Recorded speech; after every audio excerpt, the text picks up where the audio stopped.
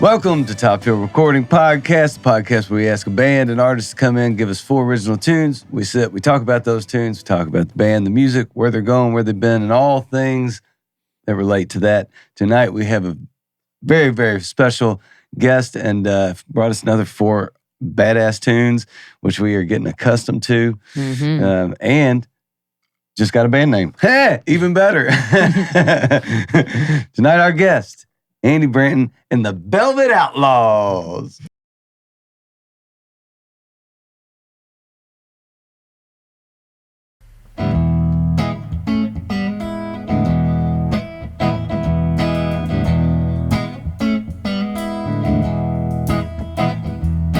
Look how she come walking down the road, looking like she shook off a heavy load. God, how she looks so leather tan, like brown butter in a pan. My old lady's found a younger man. She used to bring me hot coffee in bed. Now she throws ice water on me instead. Her love was more than I could stand when she'd take me by the hand. My old lady's found a younger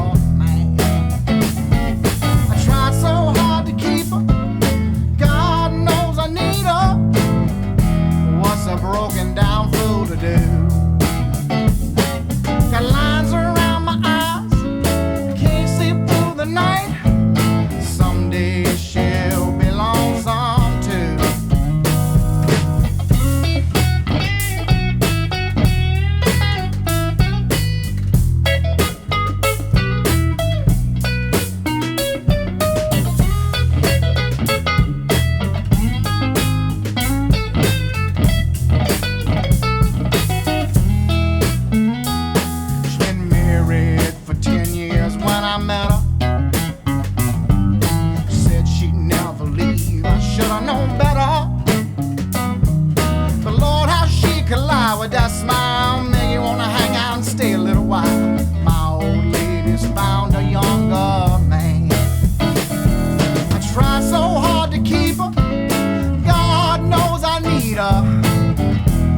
A broken down fool to do.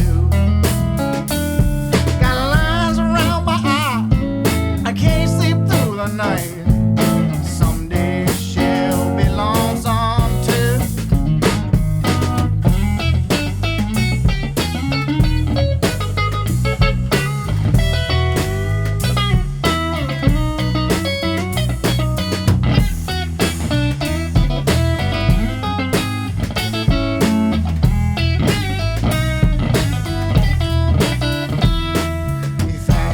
You're lucky, but listen to me. It'll be a few good years, and then she'll leave. When you find a gray hair, you'll be older. That's how you know the end is near. Your old lady will find a younger man. My old lady's found a younger man. Oh, so sad.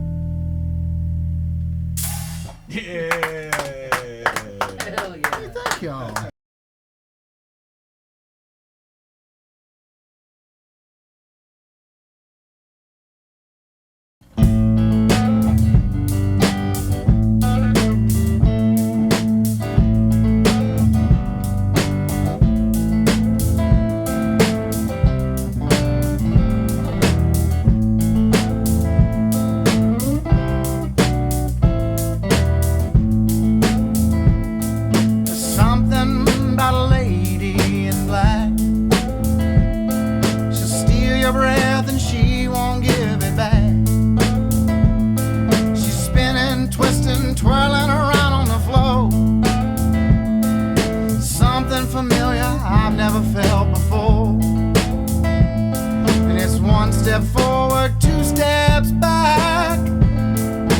One hand on the small of her back. 1 step forward, 2 steps back.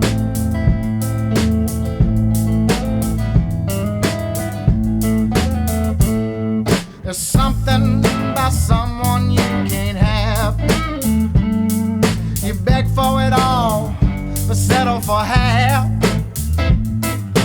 flash of a smile, and without a goodbye, she's gone.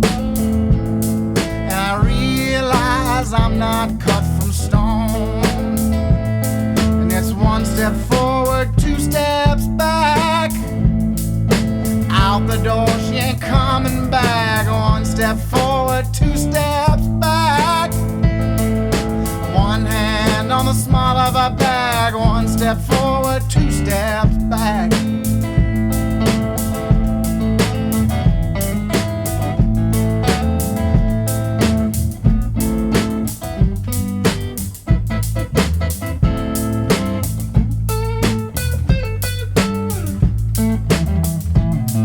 She'll haunt the hazy corners of my mind. I try to grab hold, but the memory's cold with time. So it's one step forward, two steps back. One hand on the small of her bag. One step forward, two steps back.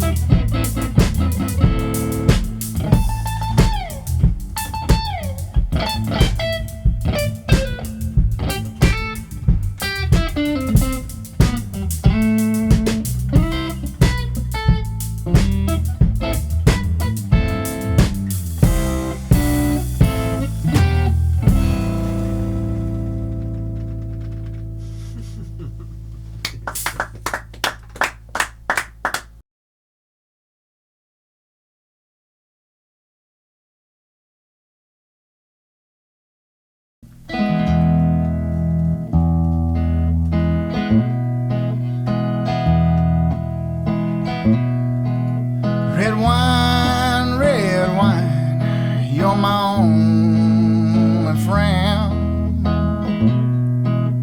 You've been here since the beginning, it looks like the end.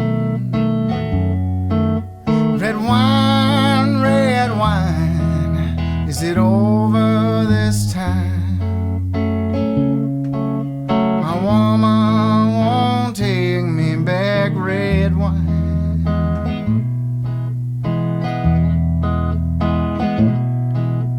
Red wine, why do you do me this way? You make me go crazy.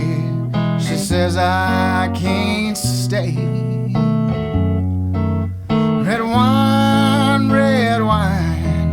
is it over this time? My woman won't take me back, red wine.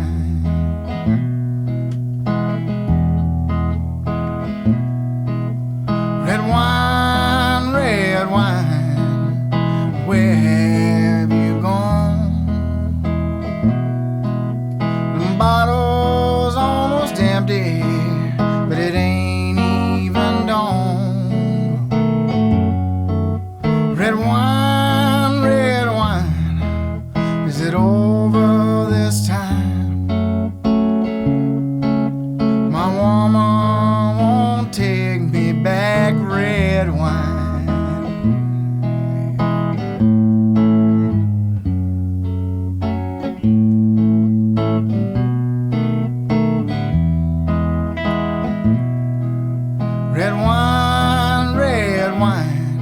You're my only friend. You've been here since the beginning, and now it's the end. Red wine, is it over this time? My woman won't take me back this time. It's over, red wine. My woman won't take me back, red wine.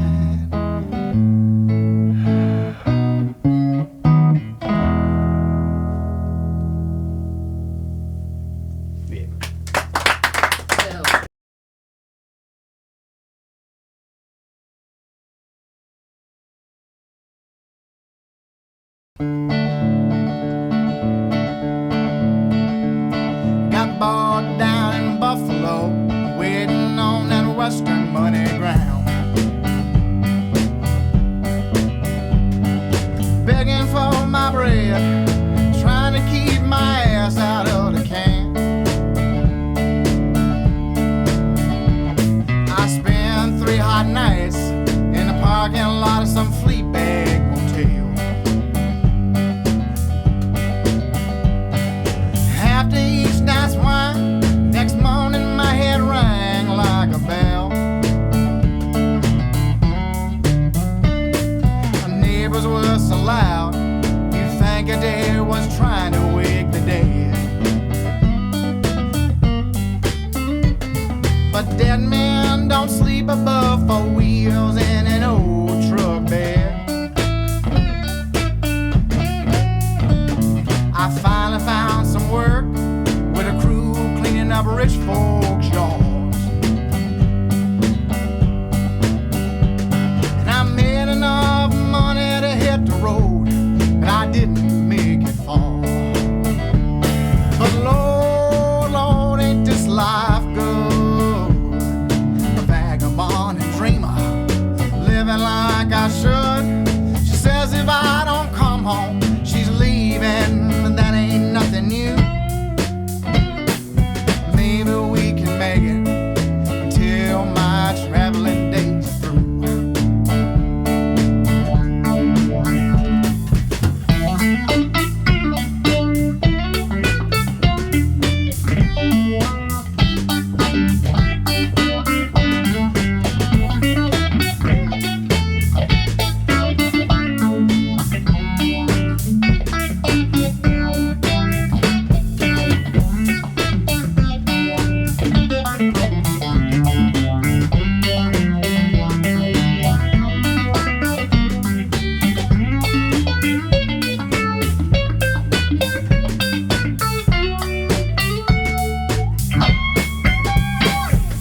Rolling down that interstate, listening to that rattle trap whine, singing along to the white lights flying by, keeping time. A little gentle rain falls on the windshield like a memory from on high, of one night in Boulder when I felt so free I swore I could fly.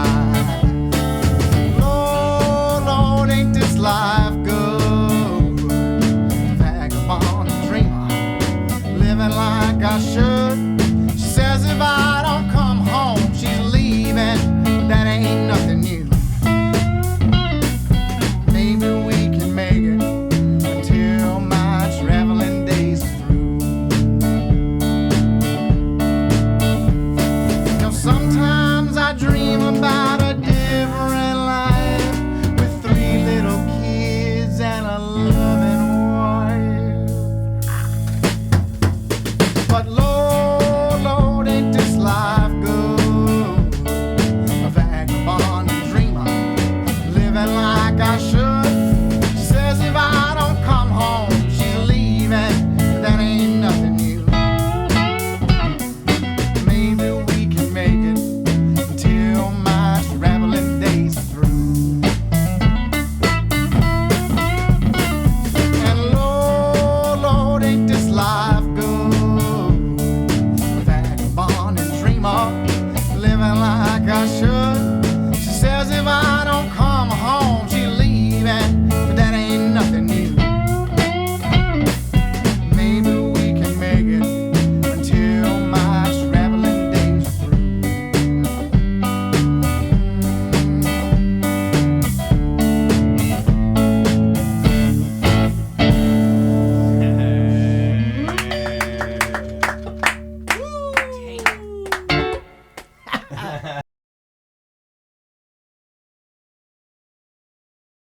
That's a killer name, fellas. Yeah, it really is. Killer name. Well done. Welcome.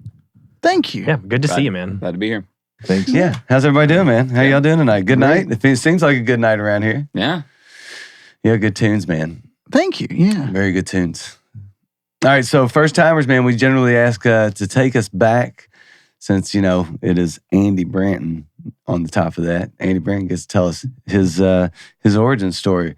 Tell us about yourself. Tell us about where you grew up, what you were listening to, what got you interested in music, and really kind of what made you realize that this is something you wanted to pursue. Yeah. I think about this question a lot because folks ask it a lot, right? When I'm doing stuff. My grandmother played like stride pianos. That's where the sort of the left hand strides on the bass line and the right hand plays a melody. And so growing up, like I grew up around that and wanted to do that. And she taught me a little bit how to do that. She had an ivory keyed piano that she actually like painted a color code on it for like my 4-year-old little fingers to try to play the yellow chord and the red chord and stuff.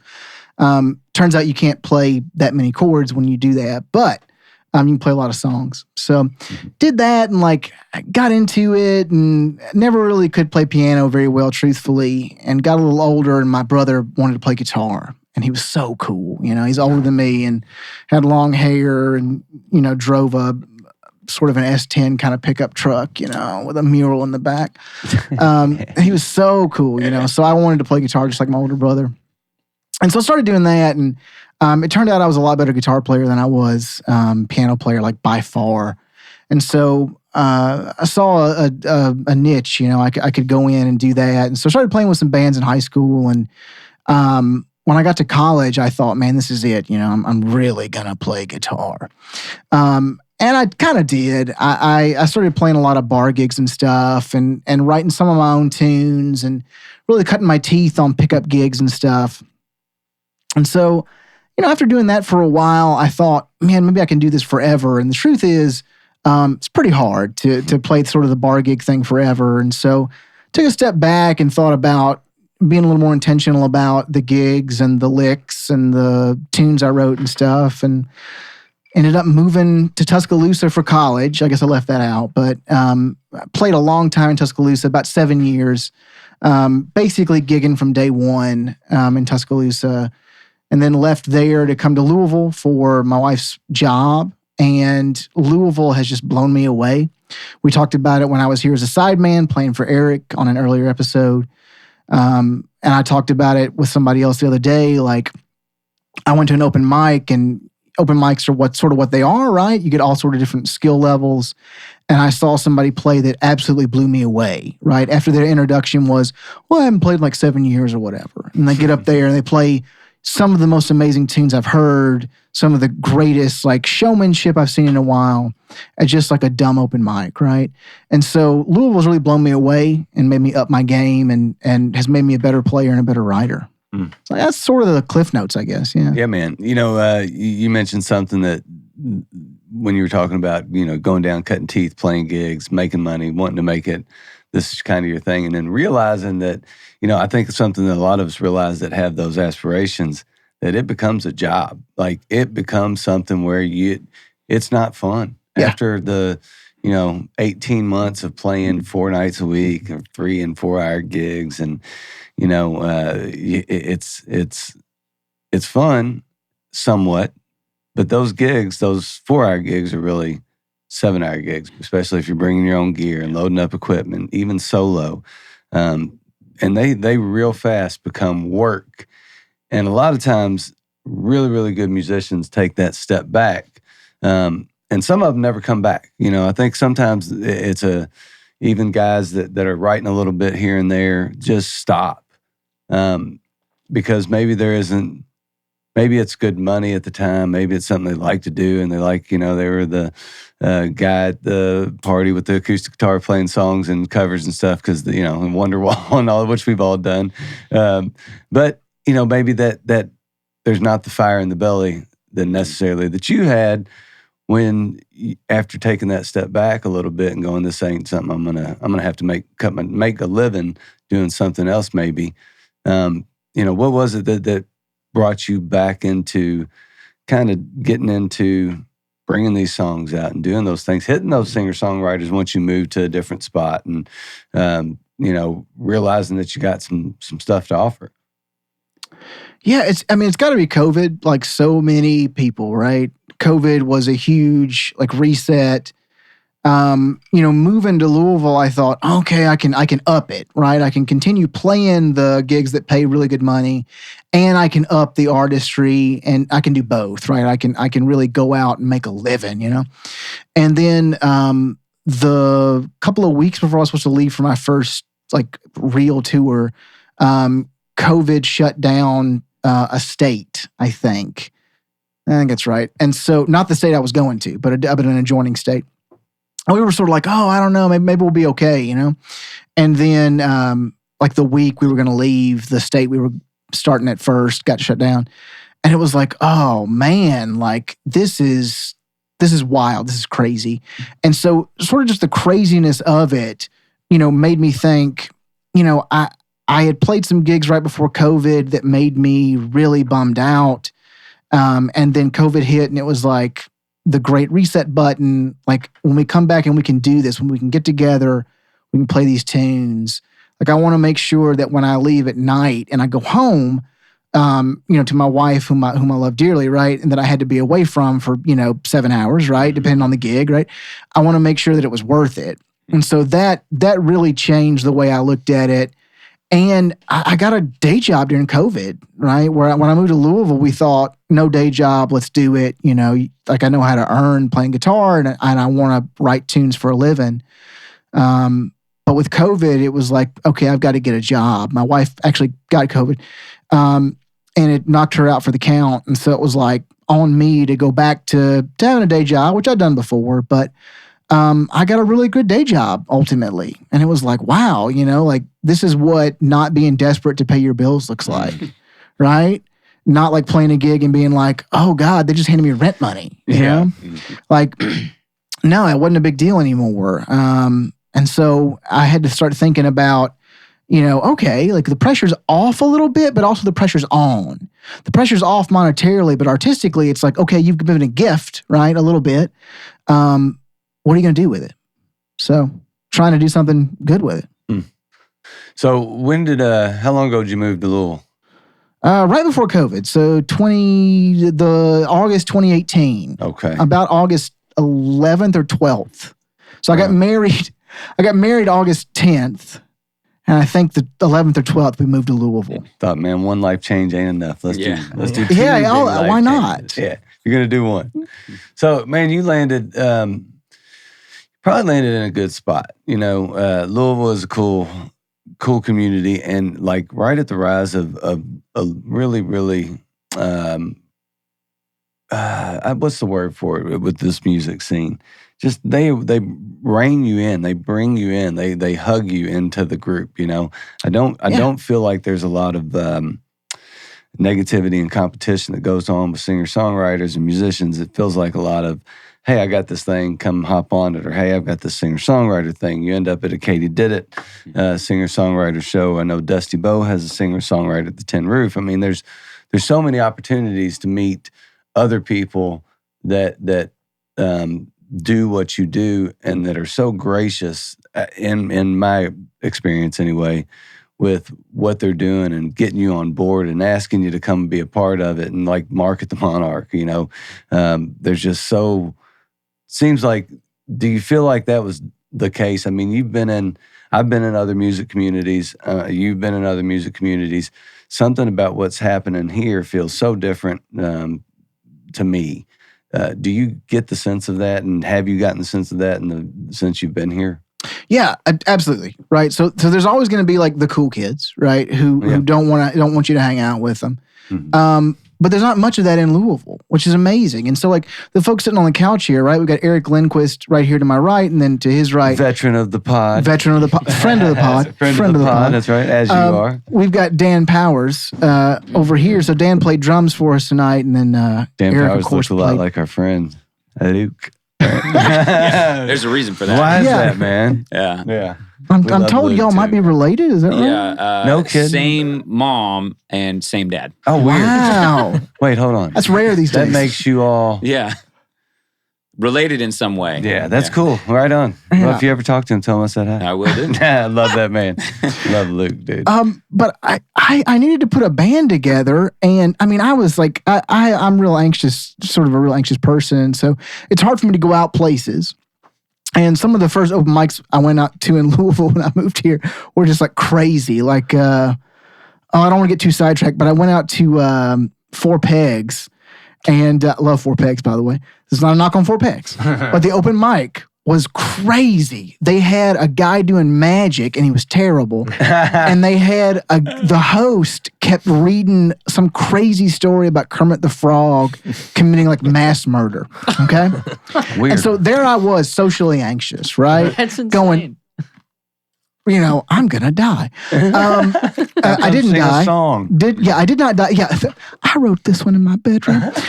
Luckily, I didn't die, and so.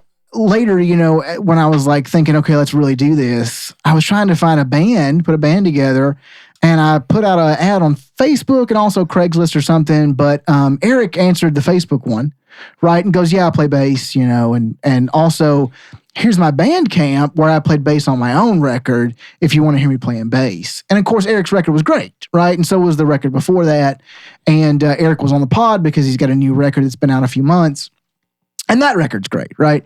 And so it was like, oh, like you're not just some guy. Like you're a guy who writes your tunes, plays the bass, a great rhythm guitar player and whatnot, playing acoustic. And then it turns out Eric knows Dan somehow, right? Probably through the Monarch or an open mic or something, through the Monarch.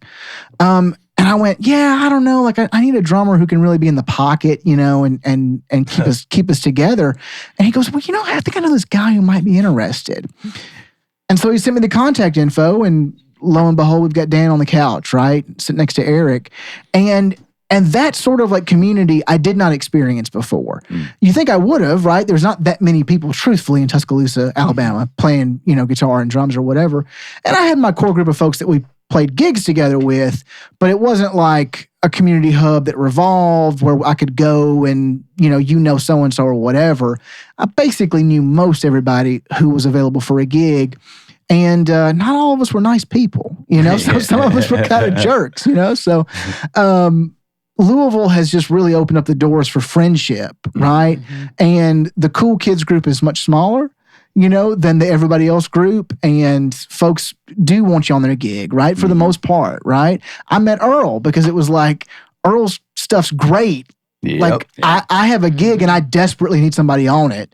Let's get Earl on it. Yep. And it was great. Now, maybe the audience didn't know, right? But I told Earl on another gig we were together, I believe in the show, right? I believe in the gig. I believe in the bill we put together, right? We get Earl Bowman on a bill. We get Andy Branton on a bill. There's going to be a show. It's going to be nice. Mm-hmm. There might be, 50 people. There might be 5. Yeah. But it's still going to be a great show. Yeah.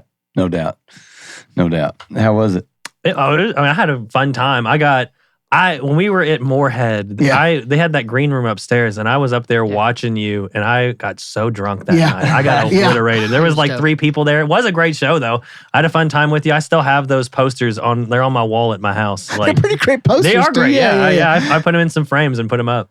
Yeah, we also played the Kava Lounge here in town. I think that was the first one. I'm playing there again soon, next month. Yeah. Okay, nice. Well, there's some legal troubles related to it's not ABV, it's not the right word, but the content of THC in beverages. Yes. Kava's fine, but at the Kava Lounge, they are California sober, as they say, and so they've been having a shakeup. But we played the Kava Lounge, and very less people maybe at the Kava Lounge than at the Moorhead gig we played.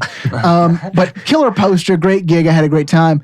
And actually somebody texted me about a month ago and went, hey, I'm at the Kava Lounge right now. And there's a poster on the wall about you playing a gig here? Absolutely, I did. We had a great time. Yeah. I got to learn more about this coffee. Is it coffee? It's made from a root, and it honestly tastes a lot like dirt. Yes, it's like a dirt tea, but it's dirty. It's supposed to like give you, I don't know, like euphoric effects or something. I don't know. I drank some when I'm there, but it's not good. It tastes like dirt. Did it work? I mean, I felt pretty chill. Did you feel euphoric? I was smoking too, though. So Yeah. It's hard to know for sure. I had like a glass of it, and I feel that the approach to a Cava Virgin should not have been, well, let me give you the strong stuff. Oh. It should have been like, here's this little. So you were super euphoric. I wasn't. It didn't taste good and I had trouble drinking it, So, okay. So I was kind of bummed out about it. Yeah, it's not great. Yeah. But I do like Stevie over there is a nice dude. Oh, man. He's so funny, too. And I will drink a kava while I'm there. I don't care. I'm like, it's the culture. I'm going to drink one. Even though I don't like it. Yeah, it's over there near one of the I think it's a VFW over there on Crumbs. Crumbs Lane. Yeah, Crumbs Lane. Yeah. But Stevie's wild. So as far as he's a character. So no matter what the Kentucky State Legislature tries to do, he'll be fine. He'll figure it out, man. He's a hustler. Yeah. Right on. Dirt tea. It's like dirt tea. I don't know how else to describe it. Yeah. All right. But I would like to reiterate, there are consumable versions of this that supposedly are quite nice. But for I went, I never had it before. What should I have? And Stevie goes, oh, here, I just brewed some, That's what he did to me too. Yeah, I mean they have like candies and other things. Absolutely. Like they could have just given you like a piece of candy and been like, here you go. But instead, just a cup of dirt of tea. trash. I'm not gonna lie. I wouldn't say trash. Yeah, I wouldn't go that far. It's like my parents were at that show, and I was like, Dad, do you want to try this? And both my parents were like, oh God. I'm like, don't yell it out like that. Like, just. So here's the thing, right? So if you drink IPAs, right? If IPAs are your favorite beer, go get a kava drink. You have no reason to be talking crap about the flavor. You drink IPAs. Yeah, dude, IPAs suck. That's what I'm saying. Yeah, dude. Yeah. I'm sorry, dude. That's my hot take. IPAs. I dig it. So I won't like that because I'm not an IPA dude. But I drink Budweiser. This Bullet Bourbon is going down way too good tonight. It is excellent. Appreciate it. So, you talked about pocket drummer. You nailed it.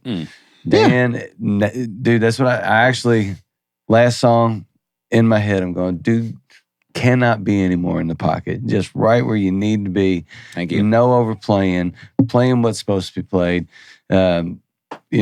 Eric came in as a guitar player last time and is playing ridiculous stuff on the bass. I mean, just you guys do a lot. And then, of course, what you're playing is ridiculous. Awesome. So as a trio, you all fill up a ton of space, but leave a ton of space, which is like kind of hard to do. Most three pieces, which we've had plenty of three pieces in here, and it can either be overwhelming or not underwhelming by any means, but yeah, you guys have a way to fill up a room but leave a ton of space. And I think that it starts with, Eric and Dan, because like I said, pocket, out of pocket, because you do so much on the bass, man. You play it like, I don't know if are you a bass player first, Eric? Yes. Okay. Yes, that's been my history is bass player first. And like, I need pocket drummers, to excel because I need to have that laid down and be able to move from that. And so I struggle if I don't have a pocket drummer. And I had never played with Dan, but we had met and I listened to his music and he played drums on his stuff. And I'm like, oh, this guy can play, So I recommended him to Andy, and you kind of just know that someone's going to be good, even though they haven't played with them. And it turned out to be true. Yeah, I mean, we really just started playing together. I mean, you guys have played together quite a bit, right? Yeah. But I had not played with Eric, and I met and you nailed it. We met at the Monarch, and I think it was one of Dusty's songwriter circles, which was great. And I met a lot of great people that night. But so we met that night, kind of connected, and just, hey, if you ever need a bass player, I told him, hey, if you ever need a drummer, and that was, kind of it. And then Andy reached out to me, and honestly, I listened to his stuff. I loved it. I was like, man, I really want to be able to do this. It was just going to be a scheduling thing, and yeah, it worked out great. I mean, got an album release show coming up in June, which is going to be fantastic. Right. Super looking forward to that. That's at the Monarch, right? Yeah, June 14th at the Monarch. June 14th at the Monarch. So, schedule-wise worked out great. And, I mean, we got together and play, and it would just clicked. I mean, like you said about leaving space, that's really, I like to play that way. I don't really, it just, and I think it kind of takes a little bit of more confidence, I think, to leave space. I think sometimes when you're not really sure of yourself, or a lot of times when you're not sure of the other players that you're with, you kind of tend to want to just fill up the space. But if you're playing with great players like these guys, you can just leave. You just don't have to do that much. You know what I mean? Really, you leave space, and so it's been really. I mean, it's kind of a new thing for me playing with these guys, but it's been a ton of fun. So yeah. Man. The other night, last Friday, I went to Earl's album release party, which was a killer show at the Limerick Lounge. Great performance, and then after Earl played, Delafay played, and the one thing that I noticed was their drummer was the same. I pulled your wife was there, and I pulled out a metronome because he was like time to the T. He was perfect, and that's what you have to. That when you speak of confidence and playing like you play, you have to have the ability to be confident that your timing is on, which it is. You nailed your timing, and that's just something like. I don't know if I'm a stickler for it or what, but you can tell when a drummer can just stay where he's supposed to be, not overdo. If he does other stuff, he still comes back to the freaking right in it. It was wild. So I'm getting like a double episode of that with you coming in here and doing the same thing, man. It's like the confidence that you have in each other when you're playing, and then and Andy's ability to hold it down with what he's doing playing wise. Heck yeah. Yeah, man, it's awesome to hear. It is like, we listened back and it sounds so good already because it just sounds like it's perfect. And it's because of the space and because of the time, because of the separation, because of the, yeah, man, we totally dig what you guys are doing. It's wild to hear that this is not like deep into existence. Not at all. No. Yeah, no. Did we meet 4 days ago? Yeah, we all met 4 days ago. Yeah. We met on Wednesday. We had a great rehearsal. Hilarious. It was great. Yeah, it's great. Yeah, and so if you want to hear like Dan playing drums, right? Obviously you'll hear him on this, but in the same way that Eric was like, listen to my Bandcamp, Dan's Spotify, right, has got him playing drums on it, and you're working on your record right now, right? Yeah, I'm working on one right now. I decided to record it all myself at home, which has been, it's just tedious. It's tedious. It's been good. Luke, my brother Luke Powers, he's been helping. He's come down and done some guitar work. He's getting ready to release an album as well, he right? He is. His album release show is May 31st at the Monarch, and I'll be playing with him there. So that's kind of my main. When I don't play out a ton, but when I do, it's mostly playing drums for Luke. And so we played together a long time. But yeah, so I'm working on an album. It'll come out at some point. It'll probably be June or July maybe before I get it done. So I'm doing most everything on it, but Luke's on it quite a bit, and some other friends of mine that play music. So it's good to collaborate and get other people, even when it's something that you feel like you want to kind of mostly do yourself. It's a passion project. It's whatever. It's really better when you get other people's, input. Yeah, ears on it. Yeah, you get their ears on it for sure. So, yeah, man, that's wild. There's a lot of stuff going on right now within. I mean, even in this room, Eric just had a record. You've got this. When is yours? June 14th. June 14th, the full album will be out. Yeah, you're going to be sometime in June. Your brother's got one in May. Earl just had one drop. I mean, there is so much good, new, fresh music that's happening right here, man. It's inspiring. When's yours come out? Mine? No time soon. Come on, man. Yeah, come on. No Slacker. time soon. Let's go, Spencer. I maybe have two original songs that if you write two more, well, maybe you write one more and you add in a cover. That's an EP, baby. That's true. Nobody, we just release singles, buddy. That's all you got to do. That's these true, days. actually. Singles. Yeah. Singles, and then you can get them ready for your EP, the Spencer Corbin Coalition. You're welcome. You're welcome for that, buddy. You. Just named it. Do you have some Westies Questies ready? Yeah. You really do? Yeah. Hell yeah. All right, you guys. So we are going to the world famous Weston's Questions from Brad Weston, our co-founder of this podcast, he's in North Dakota. Mm-hmm. Hi, Brad. Yeah, you got to quit saying he's no longer with us. Yeah, people. So yeah, he is. Moment of silence for Brad, who is in North Dakota. Yeah. Probably still got snow up there somewhere. Definitely. All right, buddy. All right. So the first one is, if you all could choose any person in history to write a song with, who would it be and what would it be about? Man, that's so messed up because there's too many great writers like out there, and like, so I'm gonna cheat because that's my purview, right? As the person answering.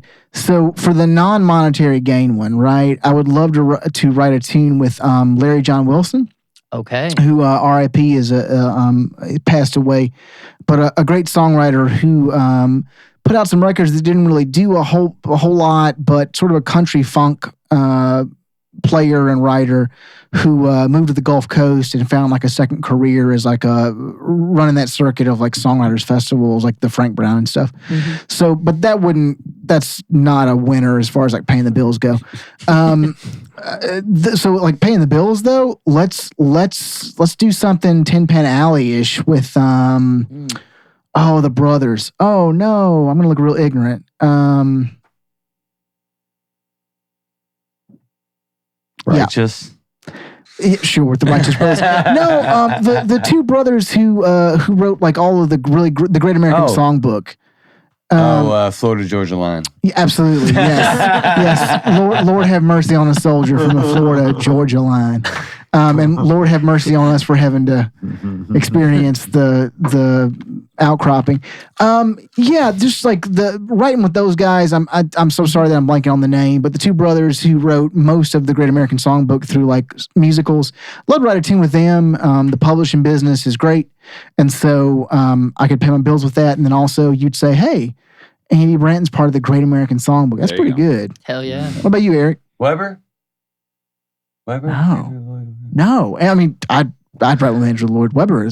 Absolutely. I just want to know who get that Phantom of the Opera money, baby. I want to know these twins. Yeah, no, I mean, is it cool if I like... Yeah, Google. Yeah, Google this, Spencer. Okay. Come on, man. The Great American Songbook twin writers. Yeah, they wrote tons of musicals. One of them wrote lyrics. One of them wrote... what musical? Gershwin. George and Ira. George and Ira, yes. There we go. Yeah. So I would love to write with either one of them. Well done, Dan. Right? Hey. I was thinking about it the whole time. Cole Porter as well. Cole Porter. So interestingly enough, one of the recipients of like the Cole Porter like trust. Okay, so the family set up a trust, and like the descendants get paid. He used to own a venue in Ohio. Taffy's. He used to own Taffy's of Eaton, Ohio. He no longer does. But Taffy's is a great venue in Eaton, and I played there once or twice, and I was like, what's your deal? Like, I mean, you know, I mean, owning a music venue is hard. Okay, it's hard. It's like, what do you do, 9 to 5? And he said, well, I'm like a descendant of Cole Porter. And I get money from the Cole Porter songbook quarterly or whatever, right?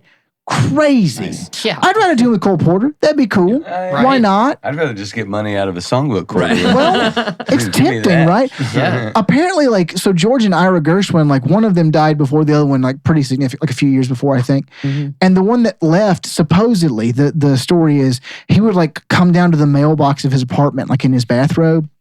And he'd open the mailbox and he'd pull out a check, and he'd go, I love the publishing business. And then he'd go back upstairs, because he lived far past, a time when he was a celebrity. But those were when royalties were. Royalties. Oh my God. Artists used to get paid. Yeah. Can we throw this to Eric and Dan too? Hell yeah, man. Absolutely. I rambled. Yeah, I've been thinking that's a hard one, but Johnny Cash, I think I would like to write with Johnny Cash because I think I could write something that his voice would be amazing on.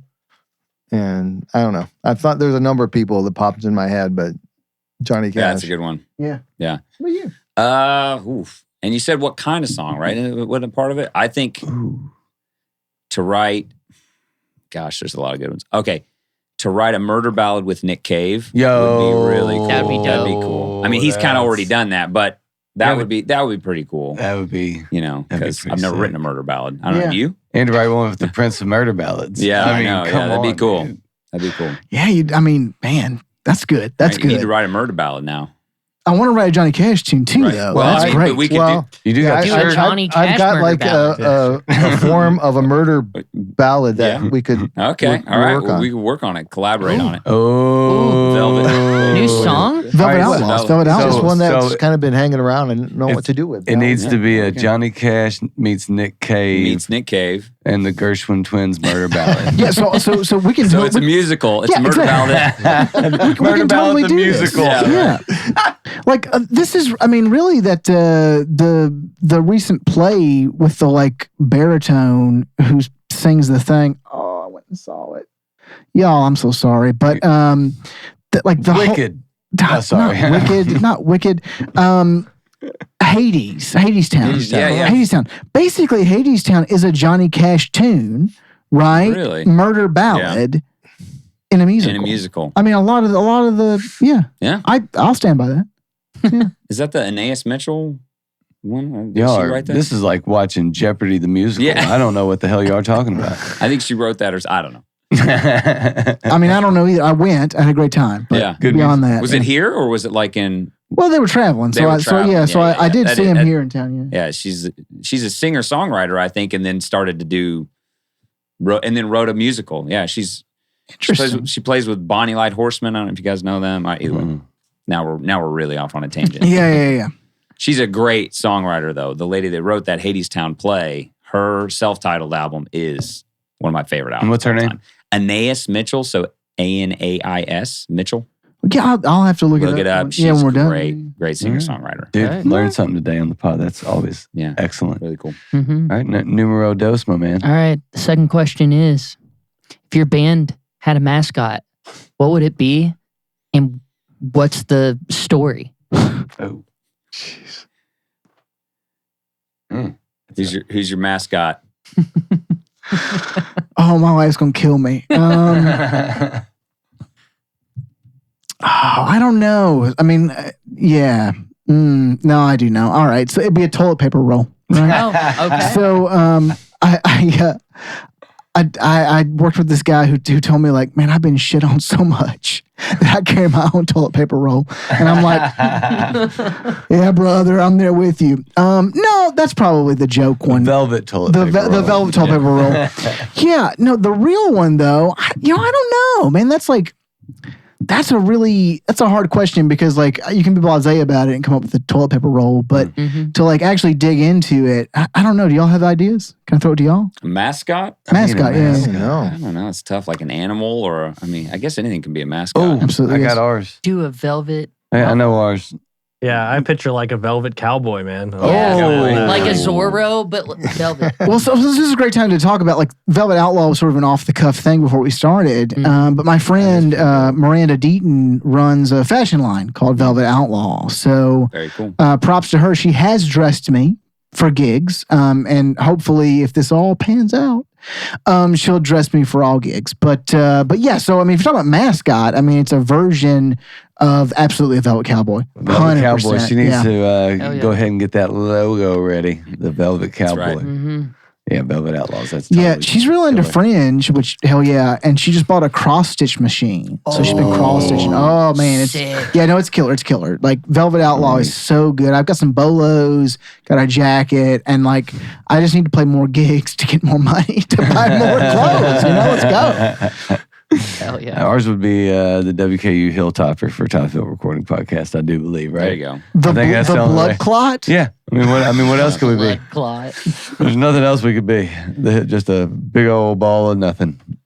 Well, A top. I mean, It's a hill, yeah. I guess. You know, I wrote a song about that mascot. No shit. I did. So the story, the apocryphal story for sure about the Hilltoppers is that they had one of their college presidents was cheating on his wife early in the 20th century or late in the 19th century. And he would sneak out at night. He'd raise the window, old school window, right? Single pane glass. He'd raise the window, he'd sneak out, and he'd go meet his mistress and he'd come back in. And one night, coming back in from meeting his mistress, his wife knowing all the time he was running around on her, right? The window fell, like an old window's liable to do, and cut him, okay? And he bled out.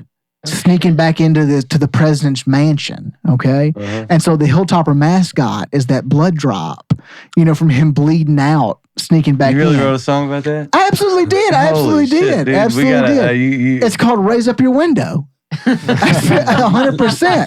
100%. Who knew a question about mascot for your band would turn into knowing that, bro? Right. That was the great. Good job, Brad. I see what you're doing. My man. All right, question number 3. Man. All right, question number 3 is, if you all could travel back in time and see any historical music performance, who would it be? Where would it be? And what would you do?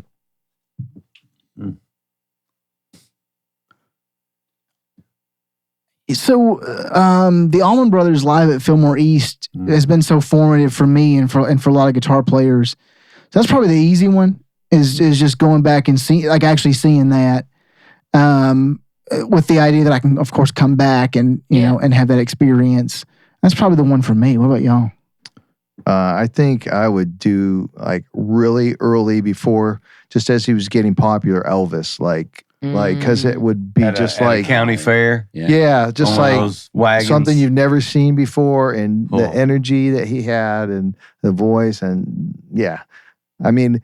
I was thinking Beatles, but the Beatles, the sound was so maybe Beatles in the cavern, in the Cavern Club or something. But that's good. Elvis, I think. Only just because I don't know. Like, if you were to ask me this question, month ago or 6 months ago, it would have been different. But for some reason, I've gotten on this huge Jackson Browne kick lately. And it's like I want to say it's like 78. There's a performance of him playing, and I don't even remember where it is, but he does it. And there's a video online of them playing Running on Empty. And it is maybe the most joyful, most fun, but still unbelievable playing. They're not sloppy. It's just the best playing. The steel, the pedal steel, everything. So that'd be it. Whatever, wherever that was, 1978, Running on Empty. It's just I've watched that videos I don't know how many times over the last couple months. I've become Jackson Browne obsessed with it. So 78 is not the Running on Empty record, though, right? No, no. It would have been. That's before. That would have been before. Yeah, okay. So. Yeah, well, they had it pretty dialed in by 78. I can tell you that much. So. Unbelievable. Yeah. All right, Earl, you have to answer that one. Yeah, I know for sure. I would see CCR at Woodstock. And what would I do there? I'd be doing drugs. What else would you be doing at Woodstock? But yeah, for sure. That's the first thing that popped in my head. CCR. I love CCR, and just see them at Woodstock, I think, would be insane. Yeah, dude. Yeah. All right, what you got? No. Oh, me? Yeah. Shit. I don't know. I should have thought about this. Somebody once, I think we've had this question before. Somebody said watching a Shakespeare play back in the day when Shakespeare was part of the still alive. That would be interesting just because of the acoustics of those places and being in a small ass venue like that with something like that would be cool. Only because I can't think of anything else right now. What about you? I would say the premiere night of Beethoven's Ninth, because there's so much conflict with his history, because there are a lot of historians that say that Beethoven was black, and then some people say that he was white, but no one really truly knows because there's no real pictures, but there are tons of paintings of him in different orientations, and to be able to see the crowd and feel that energy of what Beethoven used to be. He used to be like the Jimi Hendrix back then.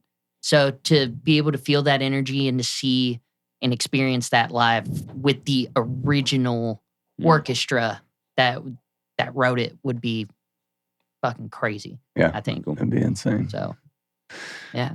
All right, man. So for our followers, listeners, subscribers, and all those people that want to check you out, I know you got June 14th at the Monarch for the record release.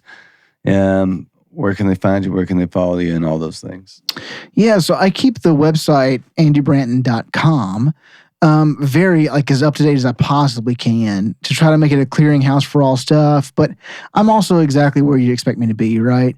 On Bands in Town, I link that to the website so the gigs show up. But if you're a Bands in Town kind of person, you can go there. Spotify, obviously, I'm on that, as well as Apple Music, but I focus on Spotify typically. And I'll be doing pre-save campaigns for all the singles leading up to the record release. I'm also on TikTok, and I mostly post about my cat. So I have, during the pandemic, a street cat adopted us. And so if you look up Brother AB, BROTHAAB, or maybe it's the real Brother AB, I suppose I should know, but I don't. You'll find tons of great cat videos. So good. I'm on Instagram. I'm on Facebook, all the places. But the TikTok is so good. And if you go to the website, all the things link, and you can see the cat videos, and you can see me doing dumb guitar videos. And I have a YouTube where I post about amplifier repair because that's cool. And people tend to watch that more than other stuff. Absolutely. Yeah. Yeah, I think our most watched video is our studio tour from the old studio. I believe that, 100%. Yeah, people love that shit. Yeah. Man. Yeah. And cat videos. So, he also has 7 million subscribers on TikTok. Probably. I mean, the only ones people watch are the ones like Communist Kitty, she's getting pets and she wants to talk about about Marx. People love that. That ticks all the boxes. Hell yeah. Eric, what about you, buddy? Where can we find you? Oh, same as Andy, Spotify, Apple Music, YouTube, Bandcamp, if you want a physical CD. Yeah, all the places. And the last name is Lindquist. Yeah. You want to spell it for us? Well, here it is. ERICLINDQUIST. Yep, I knew that. Just like the alphabet. Let's spelled it a bunch. All right, Dan, what you got, buddy? Yeah, I don't have a ton out there. I have one album on Spotify, and it's on iTunes and everything like that. Everywhere you would find that. I've got one album, again, working on another one. But yeah, I'm on Instagram. I am infamously bad about doing social media stuff. So I'm trying to get better. So I'm on Instagram and Facebook and Spotify mostly is where you can find me. Yeah. Right on, man. I'm looking forward to that record coming out too. Thank you. All right, Earl, you have a record that is just now out for people that want to find that, buy that, do all those things, find you playing music. Where can they get you? Yeah, I mean, all the places. Earl Bowman Music. I'm on fucking TikTok too. I never post it on there, but I do have a TikTok. I'm on Instagram, Facebook. Of course, on Spotify and Apple Music, the same way I kind of more focus on the Spotify, but you can find me any of those places. So if somebody wants to buy a physical copy of the record or CD, what's the best way to do that? Yeah, you can do that. The record should be able to buy it straight from Spotify tomorrow. Oh, sweet. And then, I have other items on there listed. Or else you can come to a show. That's the best way to buy something, is to come out to a show and see a show and buy something there. That's how I got my last one. I love it, man. It's freaking killer record too. Thank you. So check that out. Mm-hmm. Spencer, where you at, my man? Just Spencer.Corbin on Instagram and all the socials. If you need anything fixed in terms of anything strings, I am a luthier. Or if you just want to nerd out about equipment and talk about music, hit me up. Yeah. Now check us out, Top Hill Recording Podcast on YouTube, Instagram, Spotify, all those things. Check me out, Neil Johnstone on Instagram. We also got the new project, Voodoo Symphony, coming out. You can check us out. We got some gigs coming up, some things going together. So until next time, y'all, see ya. Adios.